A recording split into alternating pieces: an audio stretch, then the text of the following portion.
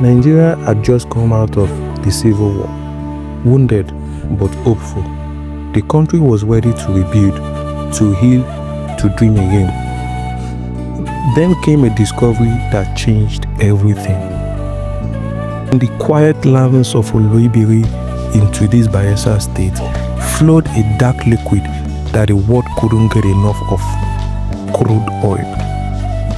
At first, it seemed like a blessing, a miracle, a new beginning. In just a few years, Nigeria went from being an agricultural nation to becoming one of the largest oil producers in the world. Money started pouring in, billions of naira, foreign reserves, contracts, new projects. The government called it progress, but history would later call it something else: a curse disguised as wealth. This is the Untold Nigeria. Oil was first discovered in commercial quantity in 1956 by Shell in Oloibiri. But it wasn't until the 1970s that the oil boom truly began. When the Arab-Israeli War in 1973 caused global oil prices to skyrocket, Nigeria became rich overnight. Production jumped to more than 2 million barrels of oil every single day. The government was swimming in money. New expressways were built. Skyscrapers rose in Lagos. Schools, bridges, refineries, and airports were planned all over the country. The world began to look at Nigeria as the next great African power, young, strong, and full of promise. Under General Yakubu Gowon, the slogan was clear: money is not our problem, but how to spend it. And they really did spend it. During this period, everything looked good on the surface. Imports flooded in, luxury cars, foreign goods, and expensive taste became symbols of success. Civil servants earned more, cities expanded, and everyone wanted to enjoy the new Nigeria. But behind this glitter was deep waste and corruption. Contracts were awarded for projects that were never completed.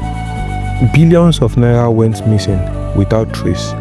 Politicians and political officers lived like kings, while villages still had no clean water or good roads. It was as if the nation had too much money and too little wisdom. Economists later said that Nigeria was spending its wealth faster than it was earning it, and that one day the oil would not save them. They were right. While the rest of the country celebrated the oil wealth, the people of Niger State, the source of it all, were suffering. Oil spills destroyed their rivers. Gas flaring turned their skies red at night. Fish and farmlands disappeared. Instead of development, they got pollution and poverty. The oil companies, mostly foreign, made billions.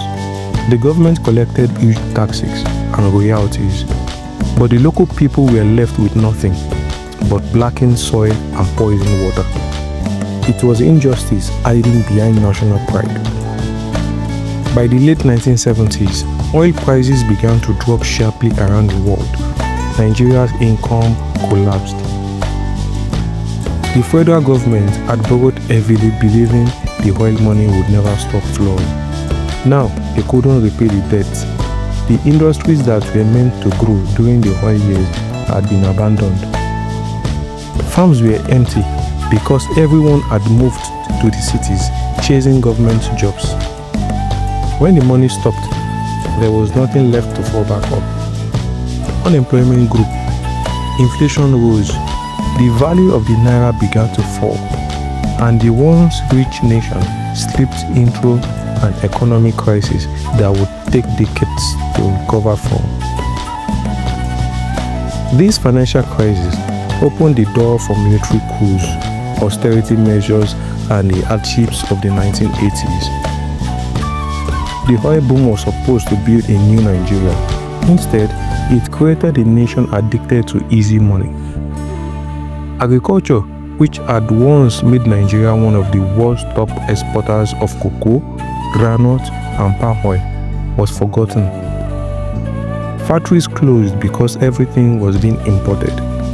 Corruption became normal, a system that rewarded greed instead of hard work. The oil boom was not just about wealth, it was about how a nation lost its balance, chasing quick riches.